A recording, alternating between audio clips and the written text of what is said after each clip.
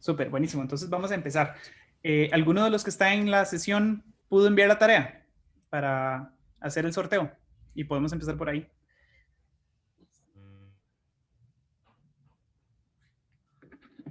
Arevalo, sí, vi tu tarea. Sí, yo la envié.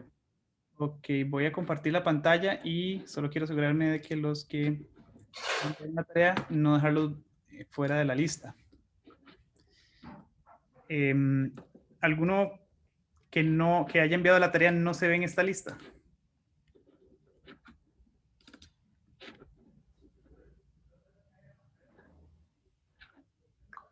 Bueno, asumo que sí están entonces. O los que están presentes por lo menos sí, sí se encontraron. Puede que me haya quedado alguien por fuera. Espero que no. Bueno, entonces vamos a iniciar por esa parte. La idea es todas las semanas incentivarlos. Bueno, en realidad el objetivo de la tarea es que practiquen, porque es la única forma de que el conocimiento quede almacenado por más tiempo. De otra forma, si solamente ven las sesiones o ven los videos grabados, se les va a olvidar muy rápido. Entonces, la recomendación es, a menos de que ya tengan experiencia en otros lenguajes de programación o ya sean un poco más fogueados en Python, hacer los ejercicios. Por más que ustedes digan, oh, qué fácil que es, nada más copio y pego, si no practican escribir, se les va a olvidar muy rápido. Entonces, todas las semanas vamos a hacer un ejercicio les voy a dejar una tarea para que practiquen lo visto en la sesión. Y si me la envían, sortearemos un curso de Udemy todas las semanas hasta por $20. Nada más me envían el correo electrónico y el curso al que deseen aplicar y yo les comparto el curso gratuito. Bueno, como un gift card.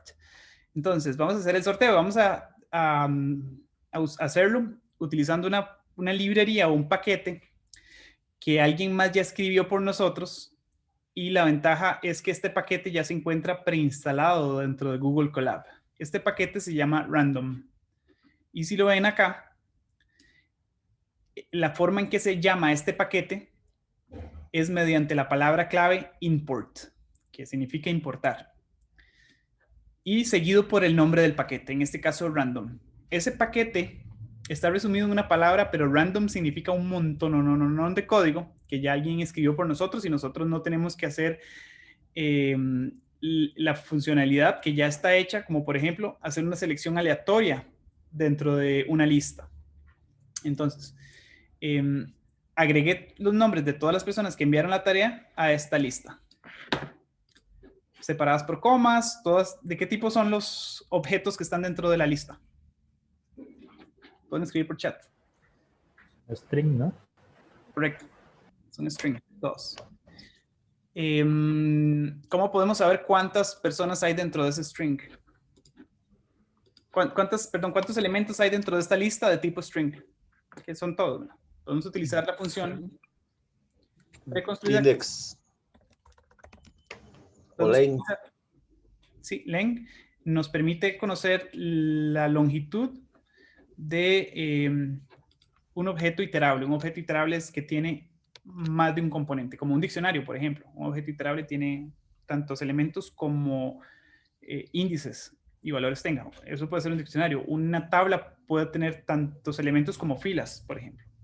O, por ejemplo, una cadena de texto tiene tantos elementos como letras, porque cada elemento está como parte de algo, de un objeto más grande. Entonces, vemos que 17 personas enviaron la tarea, lo cual es un éxito.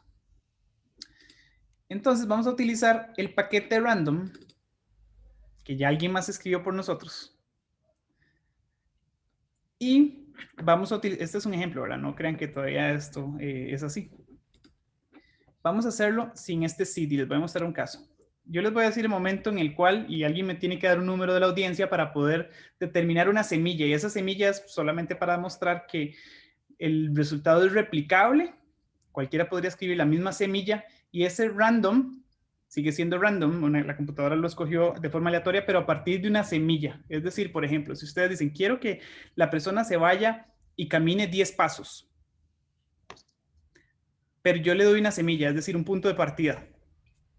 Y la persona va a caminar 10 pasos hacia el norte. Si yo esa semilla la dejo aleatoria, podría empezar desde cualquier parte de un mapa. Entonces va a caminar 10 metros hacia el norte el punto de partida es aleatorio. Pero si yo le doy una semilla, significa que siempre va a empezar del mismo punto de partida y debería llegar de forma aleatoria al lugar final. Es solamente para poder replicar o reproducir la aleatoriedad. Siempre sigue siendo aleatorio, aunque es determinístico, porque al ponerle una semilla, uno podría bien probar una semilla que te dé lo que yo quiero. Por ejemplo, yo puedo probar y probar una semilla hasta que el ganador sea Melvin. Entonces, si yo replico la misma semilla, el ganador va a ser Melvin, pero la semilla la va a escoger alguien del público. Entonces, vamos a utilizar primero, y todavía no hemos empezado el sorteo, solamente les quiero mostrar, de la librería random, hay un método que se llama choice. Y este método, sabemos que es un método, primero, porque pertenece a otro objeto más grande, en este caso un paquete que se llama random. Y por eso este puntito indica una relación de pertenencia. Es decir, choice pertenece a random. Y la otra característica es que seguido del nombre del método viene en paréntesis. Y en algunas ocasiones viene un parámetro. Este parámetro es la lista de elementos que queremos tener como insumo para hacer una selección aleatoria. Entonces, solamente lo voy a correr y vamos a ver que cada vez que yo lo corra, no importa random, tengo que correr la celda, todos tienen que correr la celda de random. Ya lista la había corrido. Y aquí me da una selección aleatoria. En este caso, el ganador hubiese sido cada zapote, o así se llama en Telegram. Si yo la vuelvo a correr, me da Edwin. Si yo la vuelvo a correr, me da Héctor Arevalo. Y así podría hacer una selección aleatoria tantas veces como quiera. Cada vez que lo haga va a ser aleatoria. Pero ¿qué sucede? A veces yo quiero, por ejemplo, hacer una selección aleatoria de una muestra de un set de datos. Quiero seleccionar, por ejemplo, un 20% de las filas de un set de datos y quiero que esa selección sea aleatoria. No quiero que sean, por ejemplo, el primer 20% de las filas, porque tal vez habría algún sesgo. Yo quiero una selección aleatoria, pero como yo quiero que sea replicable por otras personas o inclusive por mí más adelante, yo le establezco una semilla para que esa semilla sea el punto de partida y a partir de ahí se genere la aleatoriedad, pero con un punto de partida. O lo puedo dejar a la libre si no me preocupa tanto el hecho de que alguien más no pueda reproducir mis análisis, porque hay un elemento aleatorio que no es replicable, porque todos deberían tener un elemento aleatorio. Entonces, todos lograron correr este método choice con el parámetro tarea del paquete random. ¿Qué les dio? ¿Alguien me puede decir?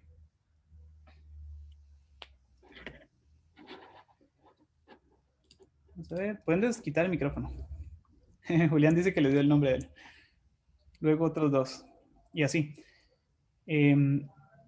Porque no corrimos la semilla, pero como esto yo podría haberlo trampeado para que me diera alguien en particular, yo lo que quiero es mostrarles y les voy a mostrar. Me da un error. ¿Qué te dice el error?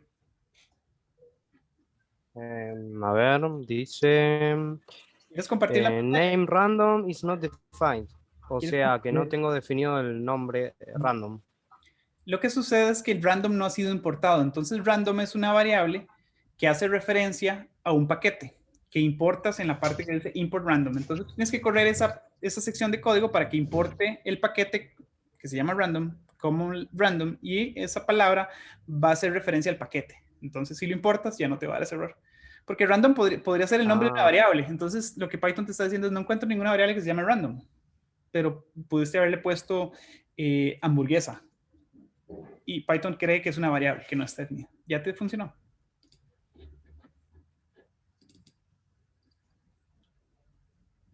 ¿Corriste esta línea de acá? Import. Sí, ahí está. Sí, ahora sí. Sí, fue lo primero que fui a hacer. Estaba haciendo y ahí me funcionó. Súper. Ahora le vamos a poner una frase semilla. Esa frase semilla puede ser cualquier cosa. Puede ser un número, una cadena de texto.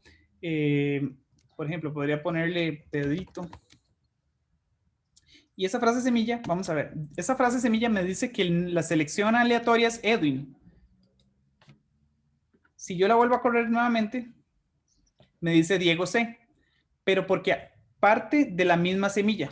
Si yo vuelvo a correr la semilla y como que la regreso a Pedrito, me debería decir Edwin.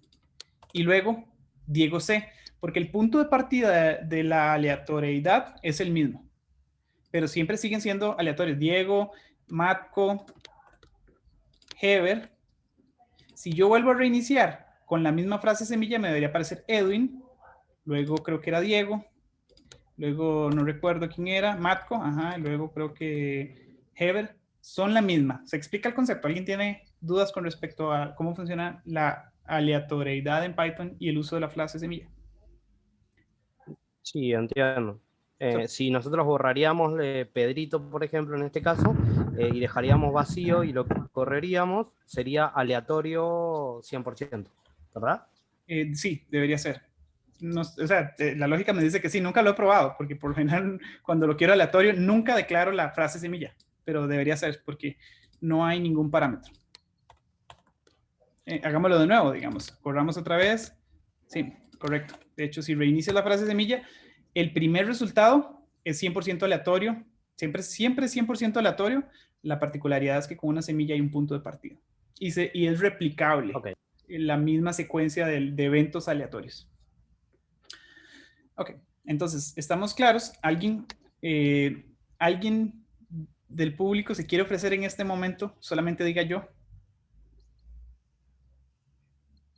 Dime, ¿en qué colaboro? Ok, Jonathan, dime el nombre de alguien ¿Yo? dime el nombre de alguien de los asistentes. Solo quiero ilustrarles el concepto De los asistentes, de los asistentes.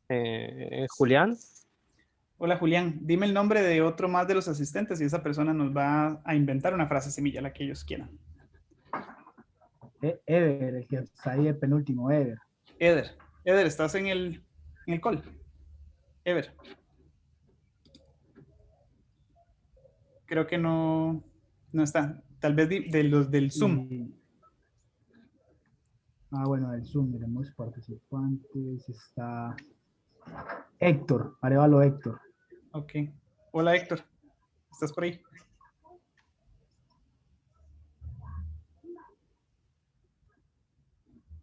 Héctor, ¿estás por ahí?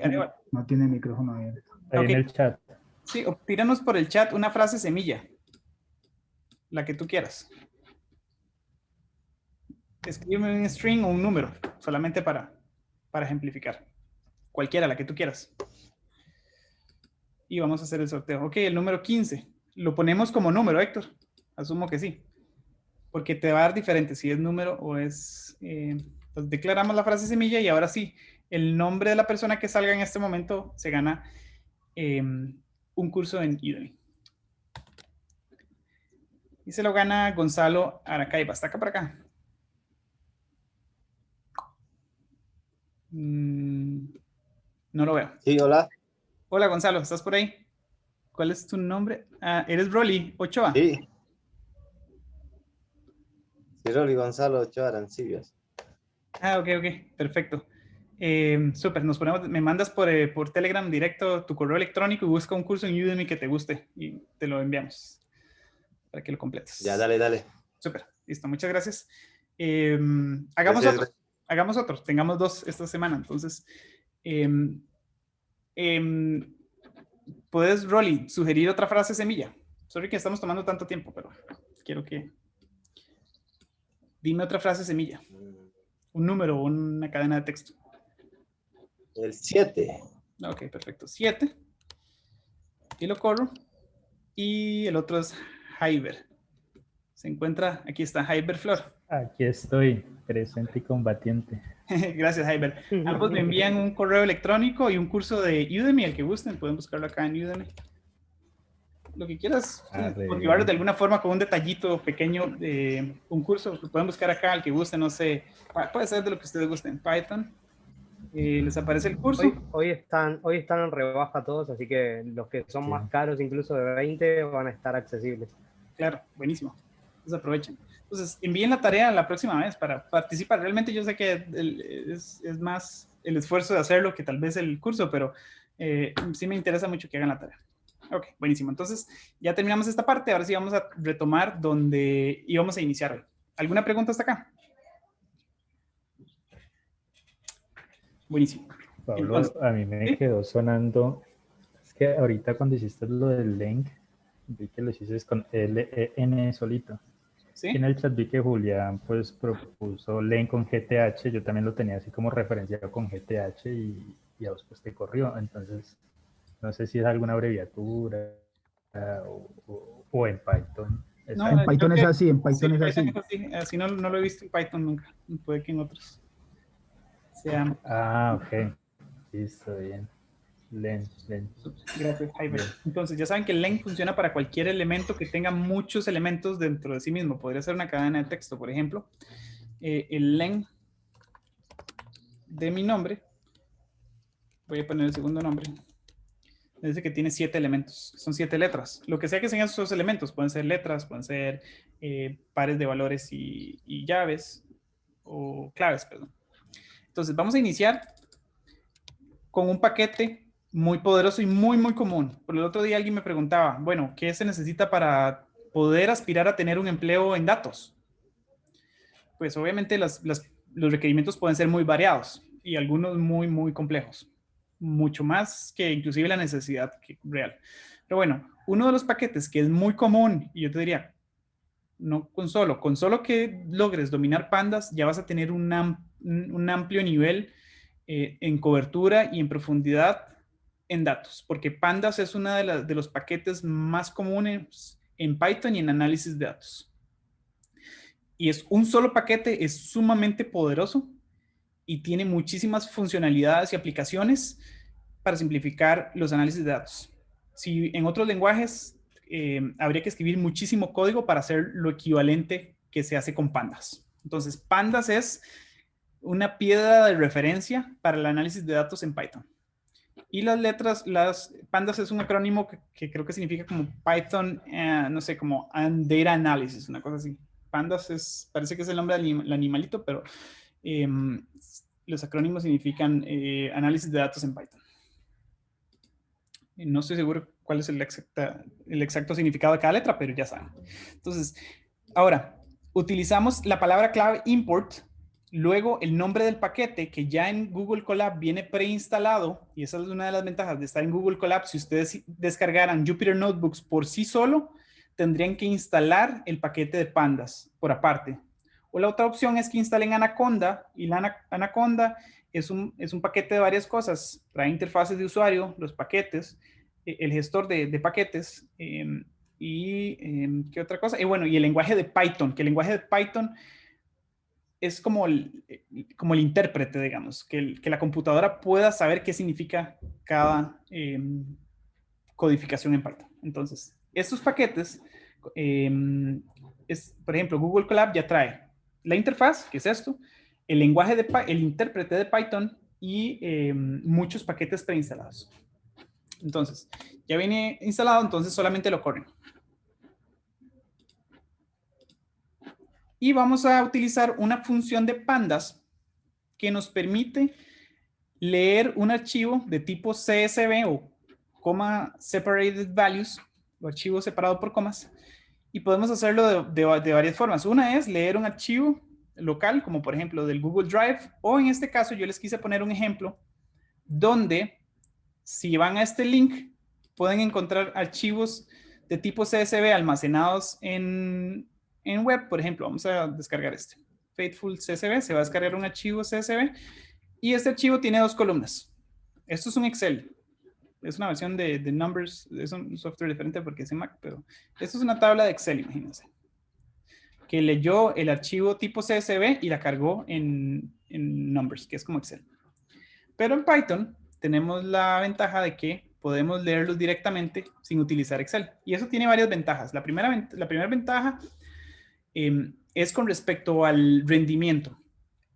Los recursos de su computadora promedio o la computadora que tengan van a ser mucho más eficientes procesando datos con Python que con Excel. Por ejemplo, si ustedes abren un Excel de 200,000 líneas, posiblemente su computadora se quede pegada cada vez que intenten replicar una columna o hacer un filtro. En Python eso no pasa que se pegue, puede pasar que tome un poco más de tiempo ejecutar una función, como por ejemplo crear una nueva columna multiplicando la columna A con la columna B.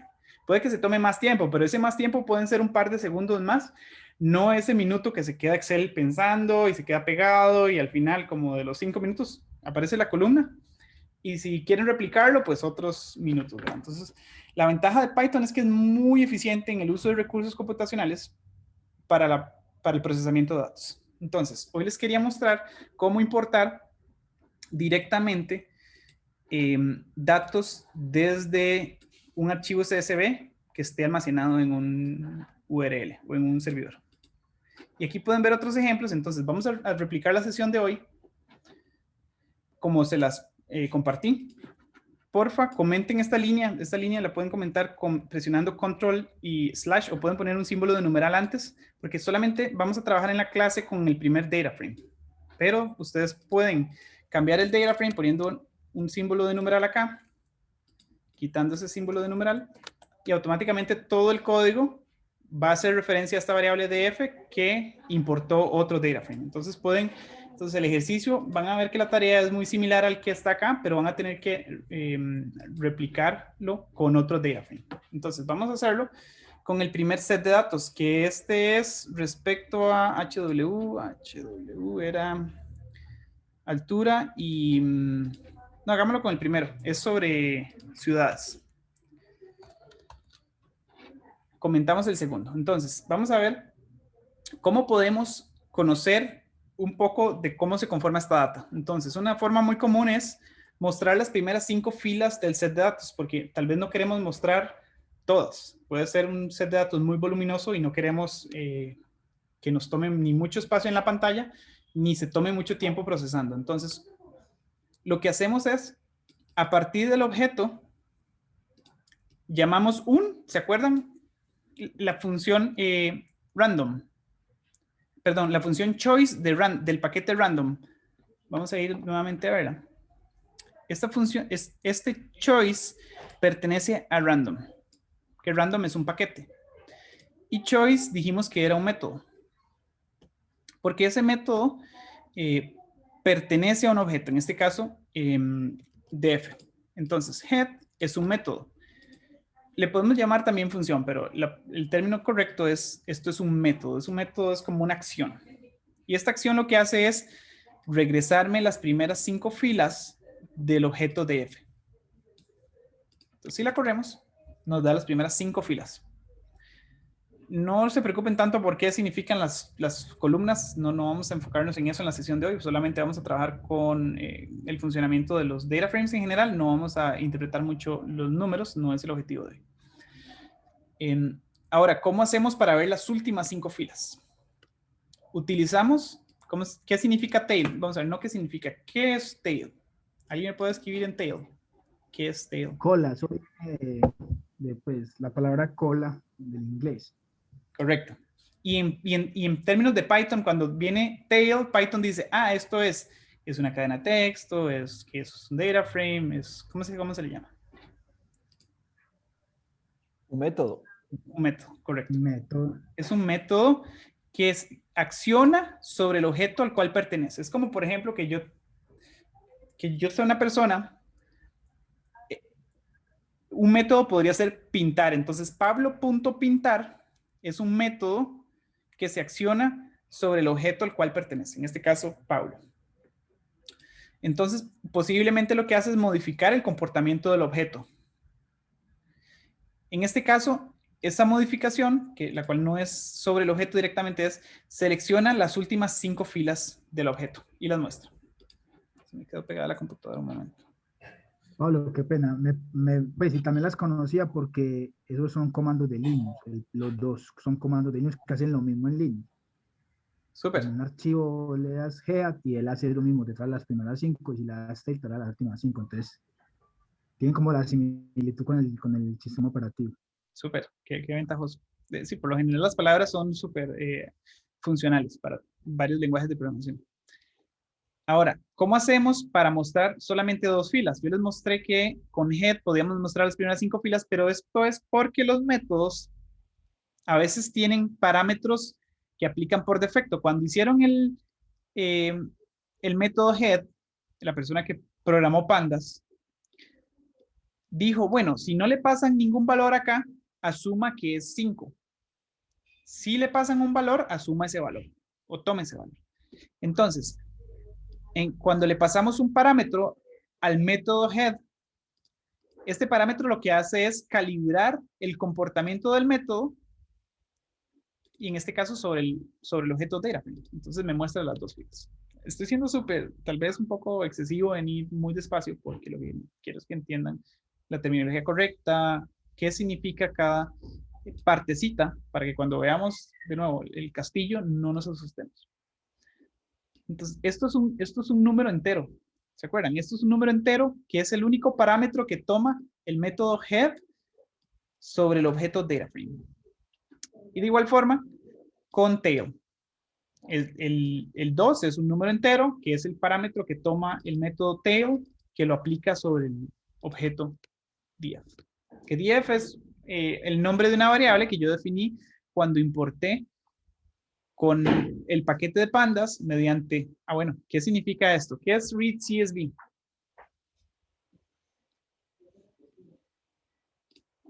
Leer CSV, un archivo separado por comas. Ajá, correcto. Esa es la acción que ejecuta. Pero cuando Python lo recibe, ¿esto qué es? ¿Es un número? ¿Es un texto?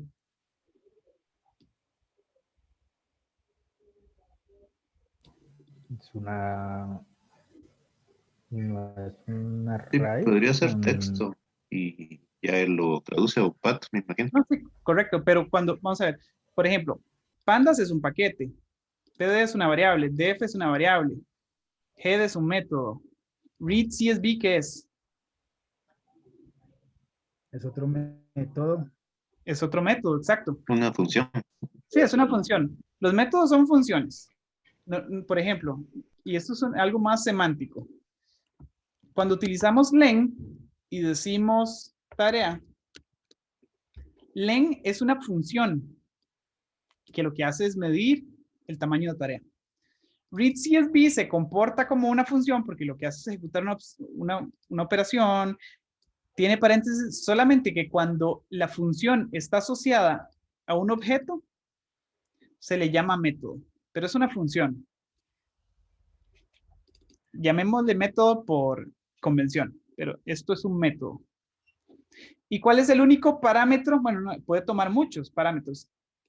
El parámetro que está tomando, ¿qué es? ¿Quién me dice qué es esto? Una URL. Correcto, pero en Python, ¿qué significa? ¿Una string?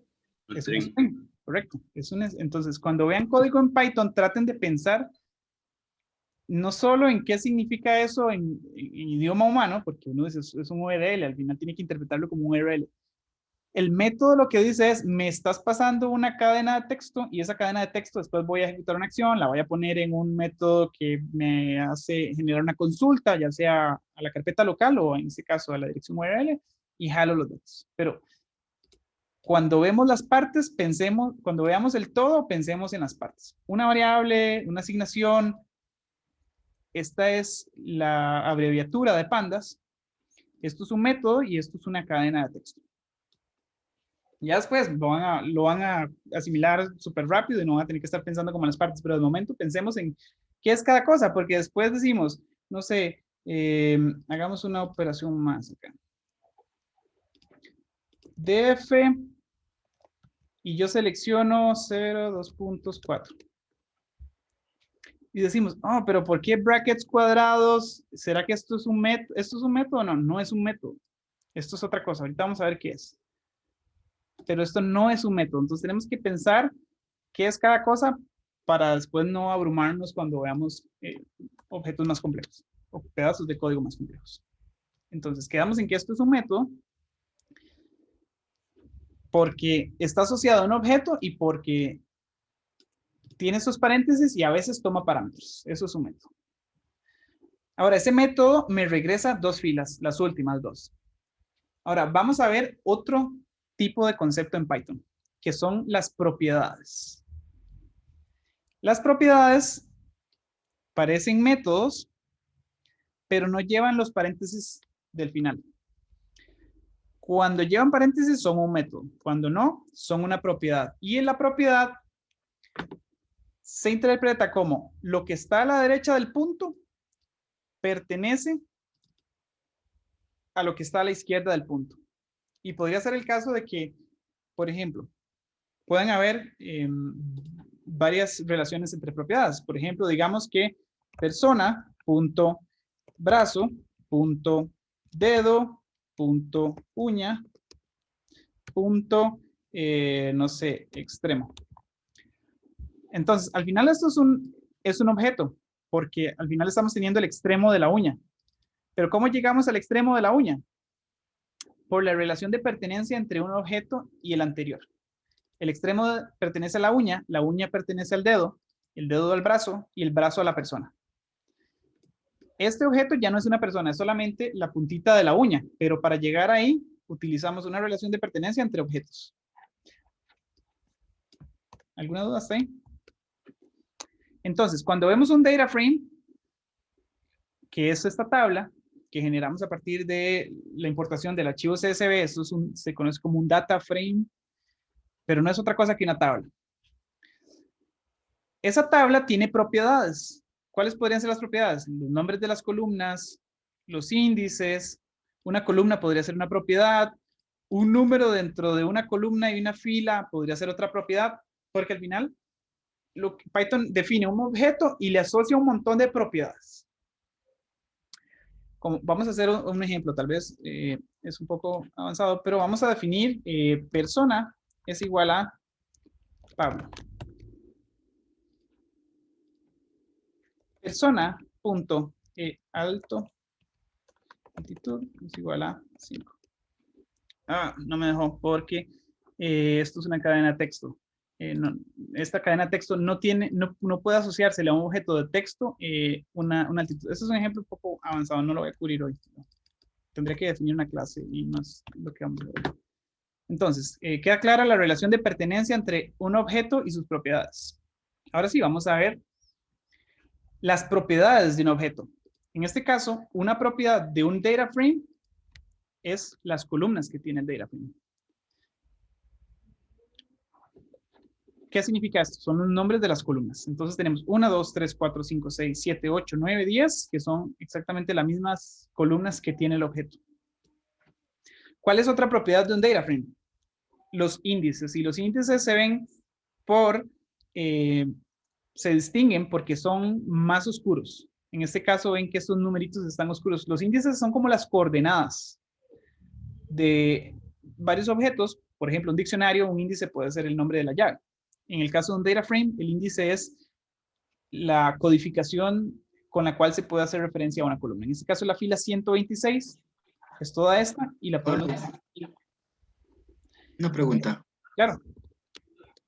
Si el data frame tiene una cantidad grande de columnas, ¿cómo se mostraría aquí en el intérprete? Se mostraría como, te lo voy a mostrar con un ejemplo. Vamos a utilizar una forma de invertir o de transponer un data frame, que sería utilizando data frame y la propiedad T, que la propiedad T es el data frame de forma transpuesta. Entonces, este es el ejemplo. Lo que hice fue darle vuelta a las columnas y convertirlas en filas y las filas en columnas.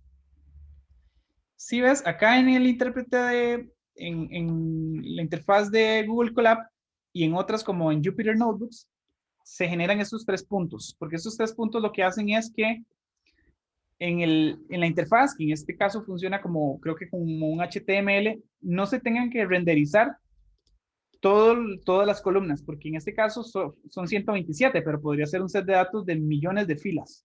Y eso inmediatamente haría que el HTML crasheara. Entonces vas a ver estos 3 puntos. Estos 3 puntos pueden ser molestos, pero de todos modos no tendrías tal vez capacidad de revisar más de esas filas. Esos puntos se pueden cambiar. Hay una propiedad de pandas que se puede cambiar, que es deshabilitar esos 3 puntos y que te muestre todas las filas, pero es contraproducente, a menos de que sepas muy bien que el data frame es pequeño y si quieres desplegar todas las filas, no sé, digamos que tiene unas 200, y quieres revisarlas manualmente, lo recomendable es que no la deshabilites. Entonces, cuando hay muchas columnas, se ven esos 3 puntitos. De igual forma, con las filas. Vamos a tener otra vez el data frame original sin aplicarle el método head ni tail y ven que aparecen estos 3 puntitos. Pero esto es para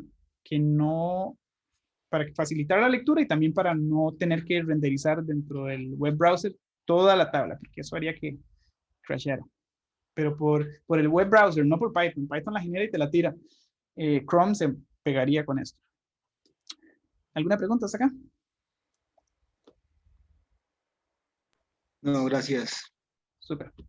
Entonces, les decía que esto es una propiedad. Tengo una pregunta. Claro, Reginaldo. ¿Hay alguna forma de saber antes cuáles son todas las propiedades del data frame? Como para yo después elegirlas. Si hay una forma, no me la sé, entonces hagámoslo en vivo.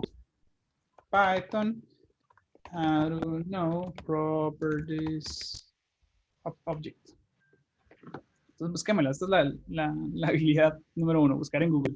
Entonces el ejercicio dice, esto es Python. Es un poquito raro. Veamos a ver si podemos hacerlo con esto. Entonces copiamos código, vamos a reciclarlo. Property value in vars. Está un poquito raro, vamos a poner 10. Hasta aquí, ya lo logramos. Entonces, esto es un for loop. Entonces, el for loop lo que hace es, lo vamos a ver en otra sesión. Hoy no lo vamos a ver, pero bueno, copié y pegué el código. Lo que hace es iterar sobre todas, como las propiedades que tenga el objeto. Los convierte como en posiblemente en una lista, itera sobre cada uno y lo que hace es compartirme la propiedad y el valor que tenga asignado. Entonces aquí lo que está haciendo es, por ejemplo, la propiedad columnas, vamos a ver si aparece por acá, cada propiedad, me va a imprimir, propiedad, 2 puntos, valores. Entonces aquí más bien me está, voy a quitarle esta parte porque solamente me interesa el nombre de la propiedad.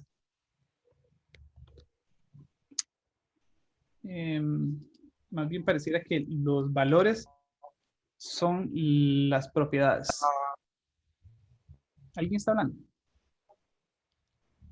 Ok, aquí estoy teniendo todos. ¿Alguien está hablando? Vamos a ver si puedo extraer alguna de estas propiedades. Vamos a ver si puedo con items. Entonces, df.items. Tal vez así. Esto pasa cuando haces código en vivo. No te funciona. Creo que latitud, no sé cuáles de esas son, pero bueno, puedes investigar un poco más en Google. La verdad no sé cómo hacerlo. Lo haría en Google, o sea, me tomaría 5 minutos más y lo haríamos. No me da chance. Entonces, si cuando lo logres, nos compartes. Pero de que se puede, 100% seguro. Gracias. ¿Alguna otra pregunta? Que no dejen vergüenza al instructor. Mentira. No, esto es parte del día a día. Gracias. Ok, recordamos la función. Eso es una función, ¿se acuerdan? Es una palabra, paréntesis, y a veces esas funciones tienen parámetros. En este caso el parámetro es un data frame, pero ¿se acuerdan? Los parámetros pueden ser de cualquier tipo, puede ser una cadena de texto, números. Naturalmente el comportamiento de la función va a estar determinado por el tipo de parámetro que les pasemos. A veces, por ejemplo, type me va a regresar el tipo de datos del objeto que le esté pasando. Entonces, el comportamiento de la función puede ser diferente dependiendo del objeto que le pasemos. Entonces, ¿se acuerdan que cuando yo decía type de 1, me regresa que el tipo de datos es un número entero? Y vimos varios números enteros, listas, cadenas de texto, diccionarios. Pues resulta que todo en Python es un objeto, no solamente los números enteros. Un método puede ser un tipo de objeto. Entonces, yo puedo utilizar la función type y Python me debería decir qué tipo de objeto tengo ahí. En este caso, un data frame me dice que es un tipo de objeto data frame, pero eso pertenece a pandas y hay como una serie de relaciones entre ese tipo de objeto porque pandas tienen muchísimos tipos de objetos. Entre esos, un data frame. Entonces, aquí me aparece un nombrecito bastante largo, pero digamos que este es el nombre, este es el apellido del papá, este es el apellido del abuelo y este es el apellido del tatarabuelo. Pero este es el tipo de objeto del data frame. Ya vimos cómo medir la longitud de un objeto que tiene elementos iterables, como un data frame que tiene filas. Me genera en este caso que tiene 128 filas, que es exactamente el número de filas que veo acá.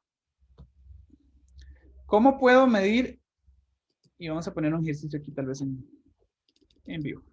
Yo ya medí la cantidad de filas que tiene. ¿Cómo podría medir la cantidad de columnas que tiene este data frame?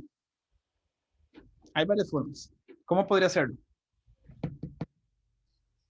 Con la T. Con la T es una. ¿Por qué? Porque con df.t estoy convirtiendo las columnas en filas y cuando yo quiero saber la longitud de un data frame me genera la cantidad de filas. En este caso 10. La otra forma, ¿cuál es? Ya la vieron por ahí abajo en las respuestas, pero ¿cuál es? La otra forma es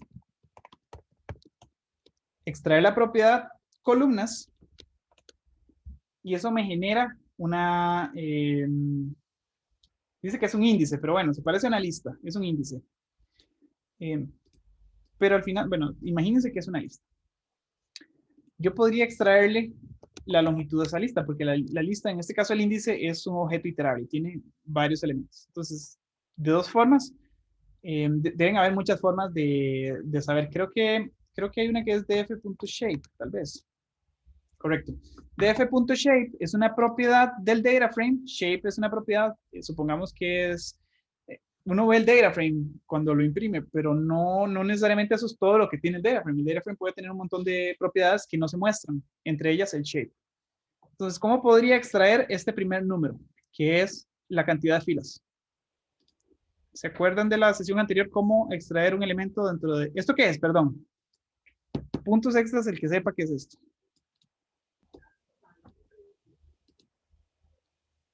Pues puede ser o diccionario ¿Una o tupla? Es una tupla, correcto. Entonces, esto es una propiedad del data frame, pero esa propiedad puede ser, cuando vimos las columnas, me decía, eso es un índice, que parece una lista. En este caso es una tupla. Todos los componentes de todos los tipos de objetos en Python se reducen a un tipo de objeto. Entonces, esto es una tupla. No hay, o sea, hay objetos muy complejos, como por ejemplo un data frame. Pero al final uno podría estar en la capacidad de explicar a qué se reduce cada partecita de un objeto más grande. Entonces, ¿cómo puedo? Entonces alguien diría, eso df shape, nunca he visto qué es eso, no sé cómo extraerle el primer elemento, pero yo sé que es una tupla. Entonces todas las tuplas, vamos a ver, veámoslo acá, type. Todas las tuplas del universo en Python se comportan de la misma forma. Entonces, si algo funciona sobre una tupla, bueno, no algo, porque puede que la tupla sea más larga y más corta y tal vez no puedo extraer un elemento. Entonces, ¿cómo hago el llamado al primer elemento de una tupla? Corchetes. Ajá. Entre corchetes, 0. Correcto. ¿Y cómo hago el segundo? 1. Lo mismo con Entonces, ya aquí extraje una propiedad, la propiedad asociada al primer elemento, al segundo más bien, porque es un 1, de una propiedad que se llama shape, que pertenece a un data frame. Entonces, aunque sea complejo, al final todo se puede reducir a sus partes. Ya vimos cómo transponer un data frame, que es darle vuelta. A veces un data frame es más fácil verlo al revés. Le podemos dar vuelta con T.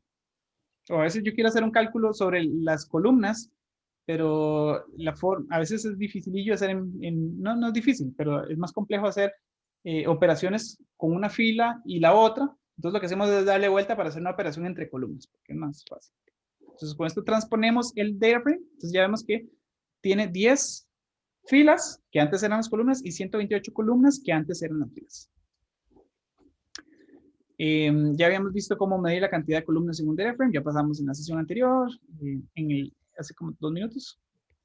Ahora, podemos medir la cantidad de celdas que hay en un data frame, que sería la multiplicación de las filas, de la cantidad de filas por columnas.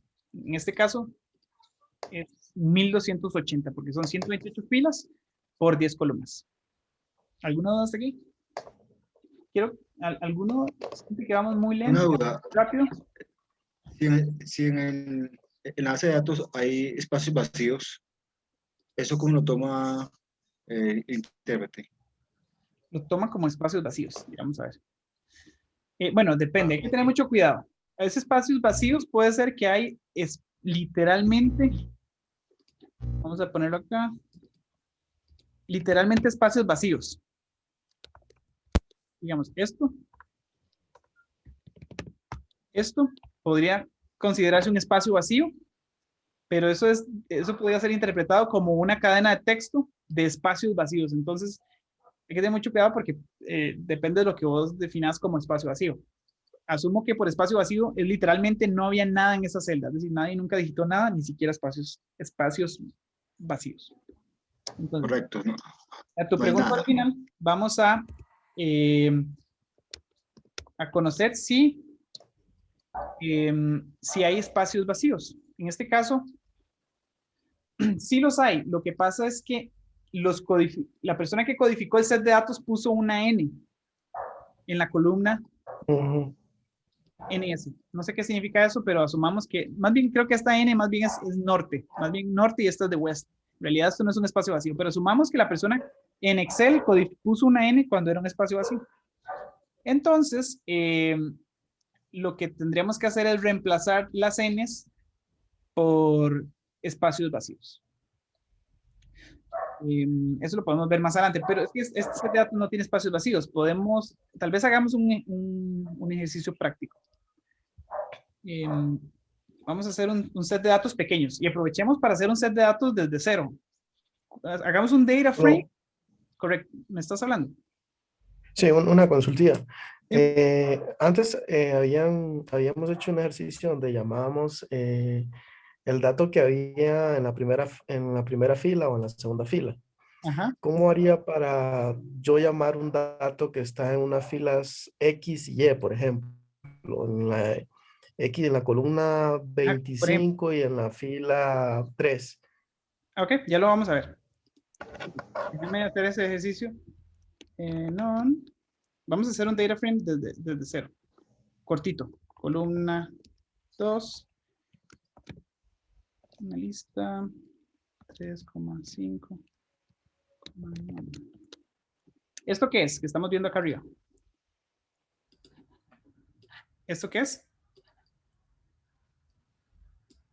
¿Se acuerdan de los tipos de objetos que vimos la clase pasada? Diccionario. Y eso es diccionario. Y el otro lista.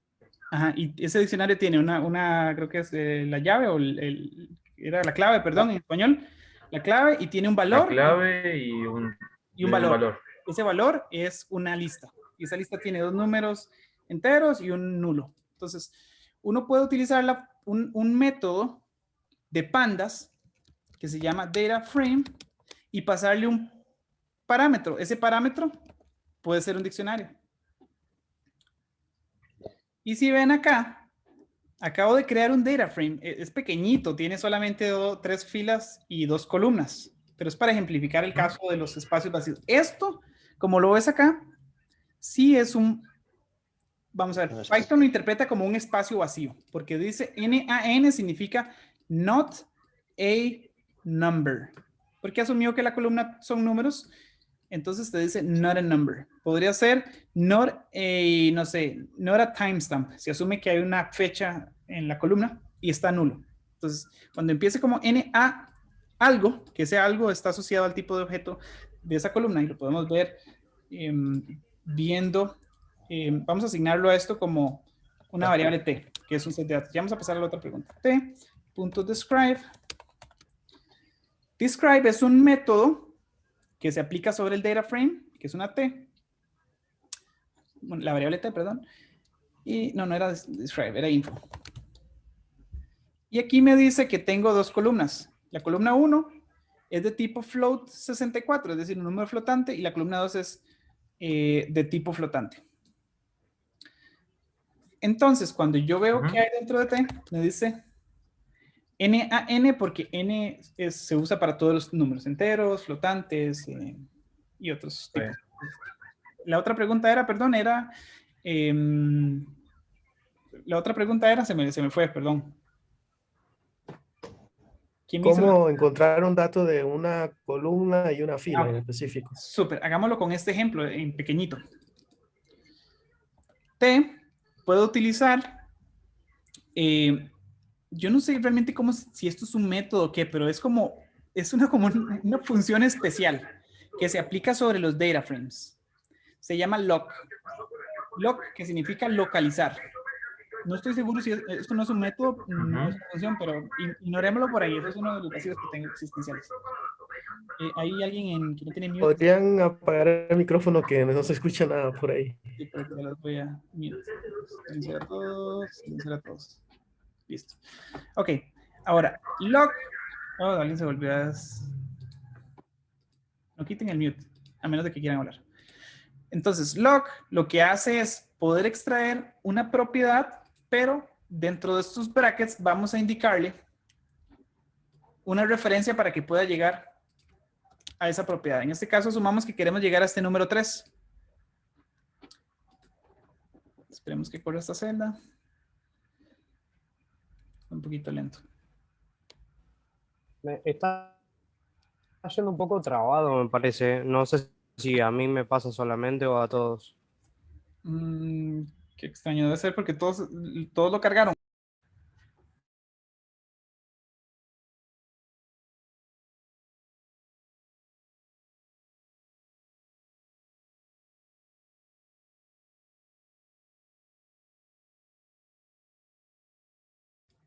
Hola, ya volví. Tenía un problema en el internet.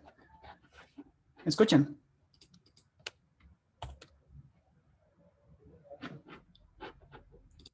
¿Me escuchan? Hola. Sí, te escucho. Se había trabado y no sé, como que se salió. Sí, se me salió. Gracias. Volvemos. Entonces, utilizamos lock sobre el data frame. En este caso le puse t a la variable. Y dentro, voy a hacer buen espacio aquí. Vamos a pasarle.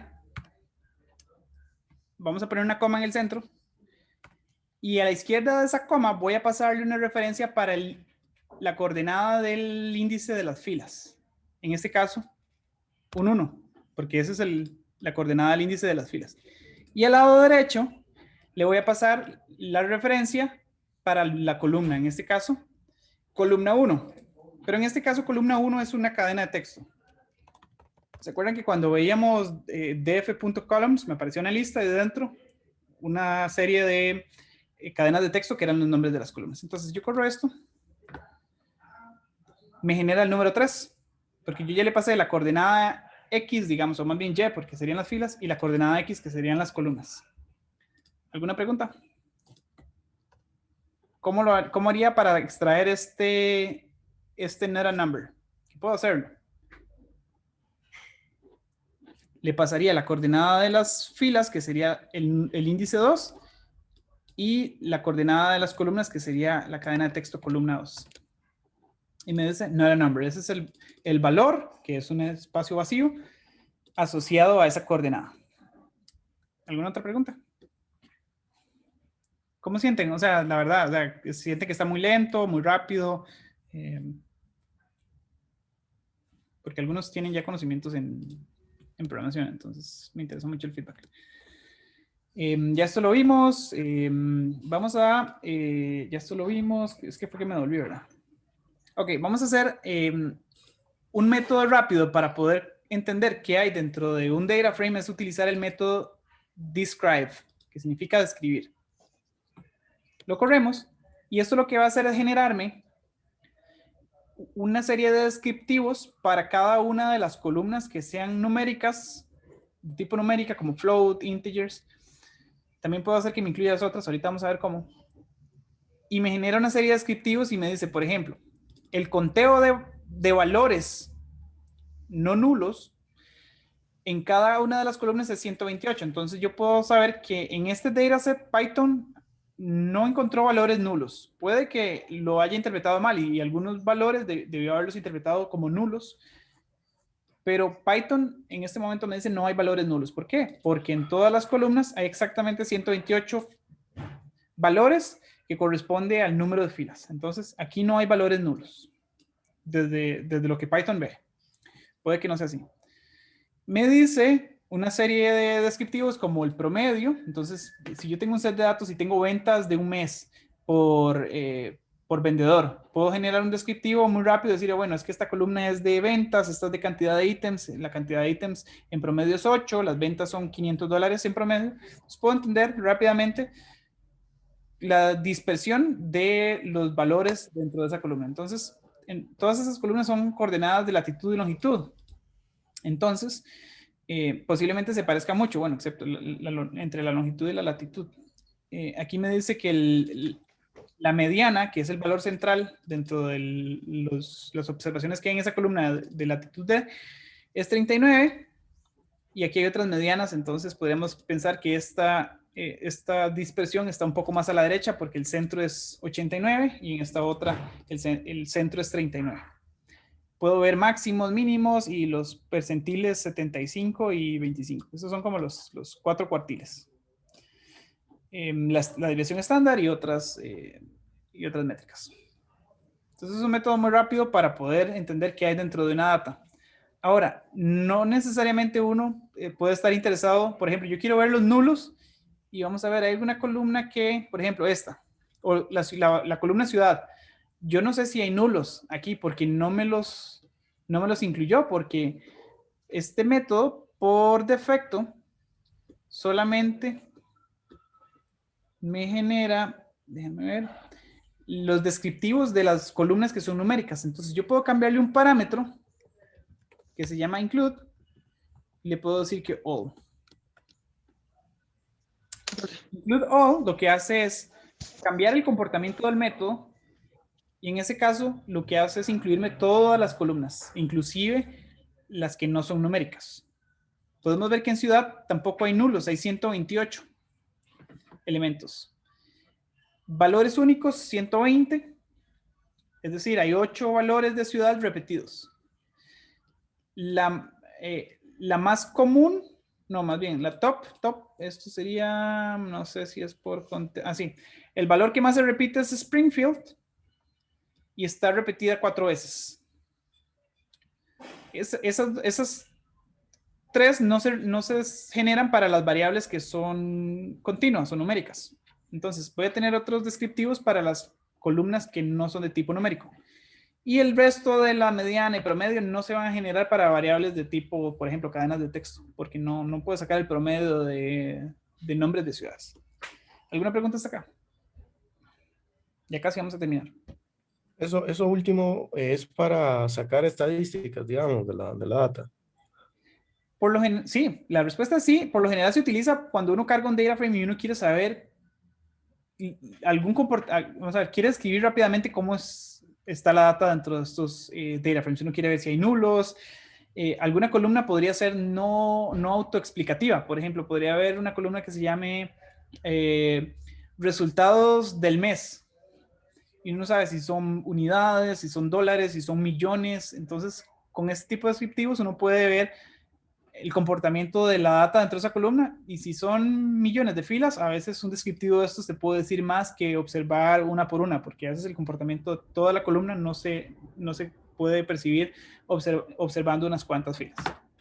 Pero, hay otras formas de llegar, por ejemplo, si yo quiero sacar el promedio y otras, ahorita las vamos a ver más adelante. Esto, en términos prácticos, yo lo utilizo más para tener una idea rápida de qué hay en la tabla. Como cuando uno abre un Excel y dice, mira, esto parece que son dólares o están miles y millones, aquí uno puede decir, puede por lo menos interpretarlo un poco más fácil. Entonces, y ahora vamos a utilizar, ¿esto qué es? ¿Qué es min? Un método. No es la media. Sí, correcto, es el promedio. En Python es un método y ese método tiene un comportamiento. Ese comportamiento va a ser generar el promedio de las columnas. Voy a correrla y me dice que el promedio de la columna en lat D es 38.8, que debería ser exactamente igual al promedio generado en el método describe. Describe me genera un montón, pero aquí vamos a verlo por partes. Entonces esto es exactamente esto, pero observando meramente el promedio. ¿Qué es esto? Otro método. Este método del comportamiento es regresar la observación central. Si uno ordenara de mayor a menor todos los valores de una columna, me dice en la columna lat D, el valor central es 39, que debería ser igual a el valor del percentil 50%, es el valor central, es la mediana.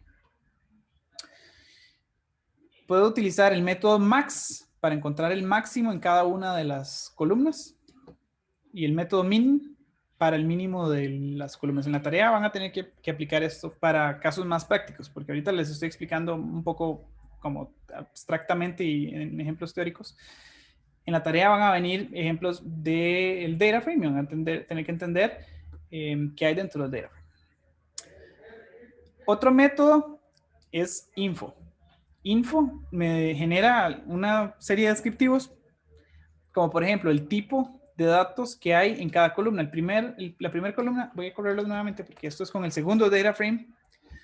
El primero fue el de las ciudades. Me dice que la columna lat-d es de tipo entero. Lat-m, qué raro que sea entero porque los valores tienen decimales, ¿no es cierto? Déjame verlos. Ah, no, son enteros, sí. No hay números. Pensaba que las coordenadas iban a estar con decimales, pero no. Son números enteros porque si Python no encuentra ningún número con decimal, los asume como enteros. Vieron que la función es muy sencilla, es pd read CSV, le pasas un parámetro que es la dirección del CSV y no hay que decirle esto es una cadena de texto, esto es un número. Python tiene una serie de criterios para poder interpretar qué hay dentro de. Puede que la interpretación de Python no sea la que nosotros queramos, como por ejemplo, no sé, un número tal vez no sea una variable continua, sino sea una categórica y tiene un significado. Un 5 debería ser alta calidad, un 2 es baja calidad. En ese caso, esos números son más de tipo categórico, que bueno, tienen una relación de continuidad, pero no necesariamente. Puede ser que tipo de sangre, 3, pero ese 3 no significa que tenga una relación continua con tipo de sangre 2. Puede que 2 sea B positivo y 3 sea O negativo y no tenga ninguna relación de. Y nosotros queramos decirle a Python, no me lo interprete como una variable entera, sino más bien como una variable categórica, como rojo y azul. Y puedo hacer, por ejemplo, un modelo donde me interprete esos dos valores sin una relación de continuidad. Pero Python va a asumir la relación más probable, que es que 2 y 3 sean interpretados como números. Entonces, Solo te hago una pregunta, perdón. Sí, claro. Te quería consultar, ¿cómo puedo saber la cantidad de métodos disponibles que tengo con una función, digamos, ¿no? Por ejemplo, df, de data frame, yo cómo puedo saber las posibilidades de métodos que tengo. ¿Hay alguna manera de saber eso? Sí, puedo hacerlo, pero eso es, bueno, no sé si hay una forma como en Python, pero, por ejemplo, pandas data frame methods. Y aquí hay una documentación de pandas que me va a decir todo lo que tiene pandas. Entonces vamos a ver, por aquí deben estar los métodos. Atributos, methods. Entonces, por ejemplo, pandas apps, add, other, all, any. Vamos a ver si encuentro alguno que ya hayamos visto. Pero lo tengo que buscar por afuera, digamos, del sistema. Yo creí que había una opción que me los enlistaba a todos y me permitía ir viendo uno por uno, en forma de lista, los Sí, métodos que tenía. Debe haber alguna función, porque cuando uno utiliza un objeto en Python, ese objeto obedece las instrucciones de algo que se llama una clase, que es como, la clase es como el plano que define el comportamiento de ese objeto. En este caso, un data frame tiene ciertos comportamientos y para eso definimos métodos y propiedades. Debe haber alguna función de consultar cuáles son todos los métodos que tiene asociado a una clase. Vamos a ver, podemos buscarlo en Google, te prometo que lo investigo y lo hago. Por lo general, sí, no hay problema. Yo lo pienso al revés. Quiero saber cómo puedo generar un comportamiento en un objeto. Voy y busco en Google y me encuentro que hay un método asociado a ese objeto y que hace la transformación, como por ejemplo, ordenar de mayor a menor una columna. Entonces voy y busco en Python. Entonces, pandas sort values. Por lo general es más fácil buscar en inglés. Entonces, pandas data frame, esto lo que quiere decir es un data frame, como por ejemplo df. Entonces, df.sort values. Entonces, este método me permite ordenar valores. Y aquí hay ciertos parámetros. La columna por la cual quiero ordenar. Axis 0, cuando lo que quiero es ordenar filas. Si es ascendente o descendente. Si quiero que me modifique el objeto en sí mismo, no que me genere otro objeto. Y bueno, aquí hay otros. Está trabajando de vuelta. Perdón. Ahí, nuevamente. Hola, ¿me escuchan? Sí, creo que sí. Ok, súper. Entonces, la respuesta es, por lo general me voy a Google. Entonces busco en palabras un poco específicas. Por ejemplo, si yo quiero ordenar valores, trato de utilizar esas palabras dentro de la búsqueda. Ahí en el chat escribieron que puede ser con dir y df, digamos, entre paréntesis. Genial. Como directory sería, supongo. Imagínense, ya está aquí todo. A eso me refería, exacto. Muchas gracias, Arcamel. Gracias, Arcamel. A Carmel. Buenísimo. Pues sabes que es, no sabes, voy a ver si es... Sí, yo sabía que con los directorios se ok. podía ver eso, pero en CMD no sabía cómo hacerlo acá. Mira, acá está el método info, head, ICNA, vamos a ver. Es súper práctico eso, porque está todo simplificado ahí. Claro, mira, aquí está el transpose, todos estos, o sea, aquí hay varios que he usado, tail, buenísimo. Eso está súper bueno, podemos hacer una sesión más bien más. Todos los días se aprende algo nuevo, eso está bueno y que uno nunca termina de aprender, ¿no? Uno nunca sabe todo, eso es importante, me parece. Pero, o sea, yo te digo, estos tutoriales los empecé cuando apenas hacía las cositas más sencillas, en el momento tampoco es como que sepa un montón o no, pero por lo general no se guarda todo el conocimiento aquí, sino que hay que buscarlo. Entonces, muchas gracias claro. a Carmel, y gracias por la pregunta. Entonces, estamos aprendiendo un montón. Eso sería por la sesión de hoy. Les voy a compartir una tarea donde tienen que aplicar los conocimientos de hoy. La sesión era un poco teórica, lenta. Les voy a poner ejercicios donde ya tienen que aplicarlos con casos más coloridos. De momento era bastante teórico. ¿Alguna pregunta? La tarea no la compartes por el Telegram. Sí, correcto. Siempre por el Telegram. Por ahí nos mantenemos en contacto. Listo, gracias. Súper. ¿Me recuerdan los nombres de los ganadores? Creo que uno era, vamos a ver, Hyber y el otro era... no recuerdo. Está grabado, podés revisar la grabación perfecto, y... listo. Genial, los busco. Me escriben los ganadores. Por el Telegram te escriben. Gracias. ¿Alguna pregunta? Y si no, pues ya estamos. Gracias, Pablo. Buenas noches. No, gracias, Pablo, por todo. Gracias. Bueno, que tenga buenas noches. Y muchas gracias. saludos. Buenas noches, síganse conectando, por favor. Buenas noches. Buenas noches, chao.